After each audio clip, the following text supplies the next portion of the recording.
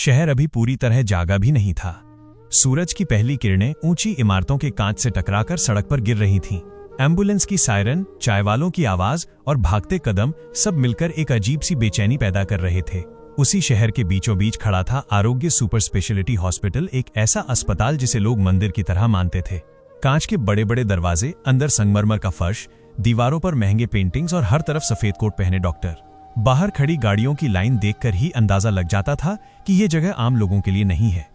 उसी अस्पताल की सीढ़ियां चढ़ते हुए एक बुजुर्ग व्यक्ति हाँफ रहे थे। नाम था शिवनारायण तिवारी। उम्र लगभग 68 वर्ष। चेहरे पर झुर्रियां, आंखों में डर और हाथ में एक पुरानी कपड़े की थैली।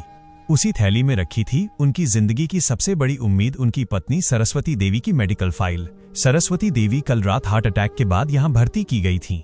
डॉक्टरों ने साफ कहा था, अगर आज दोपहर तक बिल क्लियर नहीं हुआ तो आगे का इलाज रोकना पड़ेगा। शिवनारायण जी ने अपनी जिंदगी में कभी किसी से भीख नहीं मांगी थी। उन्होंने रेलवे में क्लर्क की नौकरी की थी, ईमानदारी से, सादगी से। पेंशन कम थी, लेकिन बेटे ने हमेशा कहा था, पापा चिंता मत करना, सब संभाल लूंगा। लेकिन आज बेटे को फोन करने से पहले शिवनारायण जी खुद कोशिश करना चाहते थे। रिसेप्शन पर बैठी लड़की का नाम था काव्या। उम्र करीब 28 साल। महंगा मेकअप, ब्रांडेड घड़ी और चेहरे पर स्थायी बेरुखी। क्या काम है? उसने बिना सिर उठाए पूछा। बेटी, आईसीयू का बिल भरना है, शिवनारायण जी ने कांपती आवाज में कहा। काव्या ने स्क्रीन से नजर हटाई और उन्हें ऊपर से नीचे देखा। कैश या कार्ड? चेक, शिवनारायण जी ने धीरे से कहा। अमाउंट? 4,35,000। काव्या ठहाका मारकर हंसी। अंकल, मजाक का टाइम नहीं है। यहां वीआईपी पेशेंट आते हैं। आसपास बैठे लोग देखने लगे। किसी के चेहरे पर संवेदना नहीं थी। बेटी, ये मजाक नहीं है। उन्होंने चेक आगे बढ़ाया। काव्या ने चेक छुआ तक नहीं। देखिए, आपकी औकात इस अस्पताल की नहीं लगती, सरकारी अस्पताल जाइए। ये शब्द औकात शिवनारायण जी के सीने में किसी छुरी की तरह धंस गया। जब इंसान से इंसानियत छीनी जाती है, उसी समय वहां पहुंचा admin head minus doctor Sameer Khanna. क्या ड्रामा चल रहा है यहां? उसने सख्त आवाज में पूछा। काव्या तुरंत बोली, सर ये फर्जी चेक लाए हैं। डॉक्टर समीर ने बिना चेक देखे कहा। अंकल, अस्पताल कोई धर्मशाला नहीं है, बाहर जाइए। मेरी पत्नी आईसीयू में है। शिवनारायण जी की आवाज टूट गई। सिक्योरिटी, समीर चिल्लाया। गार्ड ने उन्हें धक्का दिया। फाइल गिर पड़ी। एक रिपोर्ट बाहर निकली जिस पर लिखा था फादर ऑफ चेयरमैन, लेकिन किसी ने पढ़ा नहीं। शिवनारायण जी बाहर बेंच पर बैठ गए। उनकी आंखों से आंसू बह रहे थे। उन्होंने कांपते हाथों से फोन निकाला। आरव, बस इतना ही बोल पाए। फोन के उस तरफ कुछ सेकंड की चुप्पी थी। फिर आवाज आई, पापा मैं आ रहा हूं। उन शब्दों में डर नहीं था, उनमें तूफान था। फोन कटने के बाद शिवनारायण तिवारी देर तक उसी बेंच पर बैठे रहे। अस्पताल के बाहर लोग आ जा रहे थे, एम्बुलेंसें चीख रही थी, लेकिन उनके कानों में सिर्फ एक आवाज गूंज रही थी, पापा मैं आ रहा हूं। करीब 2 घंटे बाद एक काली साधारण सी कार अस्पताल के गेट पर रुकी। न कोई हूटर, न कोई तामझाम। कार से उतरा एक 35 साल का युवक, सादा कपड़े, चेहरे पर शांति, आंखों में आग। यही थे आरव तिवारी। उन्होंने सबसे पहले अपने पिता को देखा। झुकी हुई गर्दन, सूनी आंखें। आरव का दिल भर आया। उन्होंने बिना कुछ कहे अपने पिता को गले लगा लिया। पापा, मां कैसी हैं? आईसीयू में है बेटा। शिवनारायण जी की आवाज कांप गई। आरव ने कुछ नहीं कहा, बस उनका हाथ थामा और सीधा अस्पताल के अंदर ले गया। वही रिसेप्शन, वही नजरें। काव्या आज भी उसी कुर्सी पर थी। आरव ने शांति से कहा, मैडम आईसीयू बिल क्लियर करना है। काव्या ने नजर उठाई। ओह, आज बेटा भी आ गया है?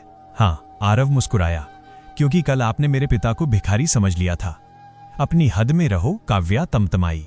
ये अस्पताल है और ये मेरी मां का इलाज का बिल। आरव ने चेक आगे बढ़ाया। काव्या ने अमाउंट देखा, 4,35,000 रुपए। इतने पैसे? वो फिर हंसी। पहले औकात बनाओ। आरव ने पहली बार आवाज सख्त की। कंप्यूटर में नाम डाल दीजिए, सरस्वती देवी तिवारी।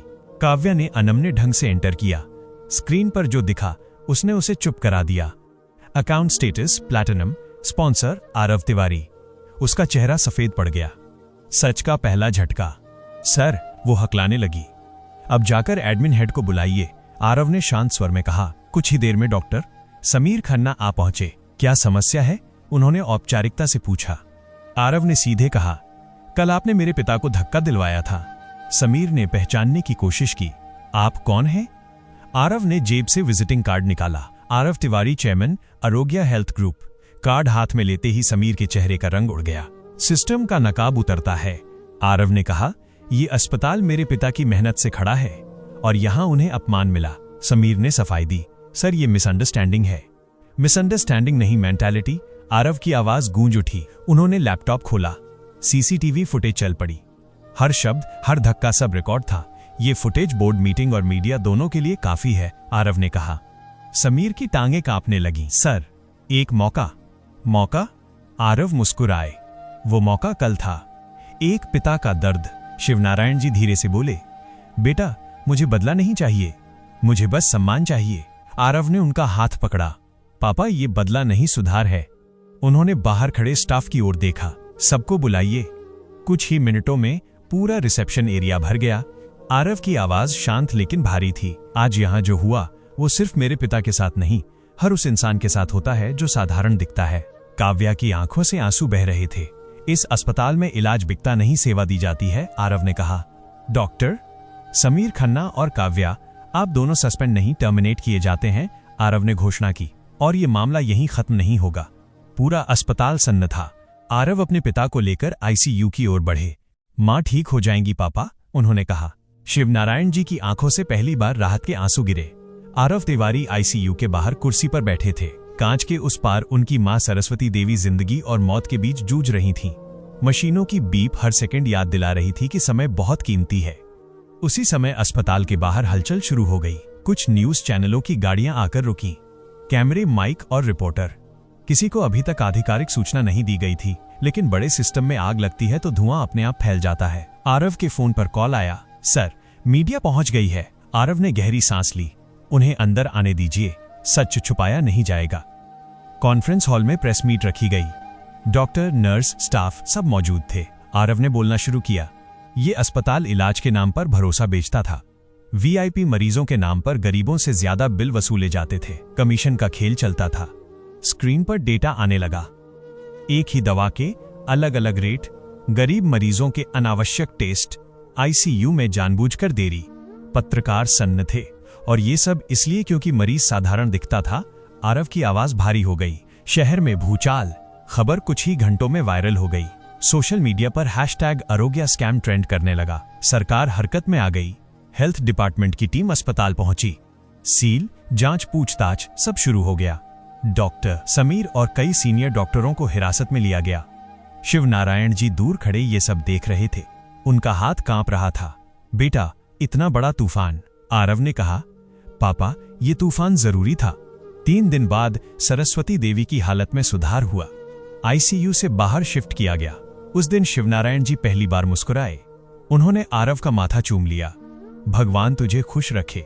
लेकिन बाहर लड़ाई अभी बाकी थी। कोर्ट में केस चला। अस्पताल पर भारी जुर्माना लगा।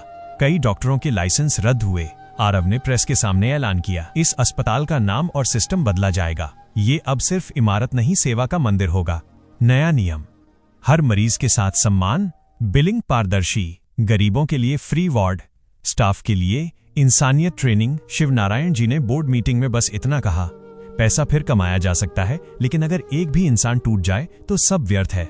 1 महीने बाद वही अस्पताल, लेकिन माहौल बदला हुआ। रिसेप्शन पर अब मुस्कान थी, घमंड नहीं। सरस्वती देवी व्हील चेयर पर बैठी थी। आरव और शिवनारायण जी उनके साथ। नर्स ने झुककर कहा, माँ जी, दवा का टाइम हो गया है।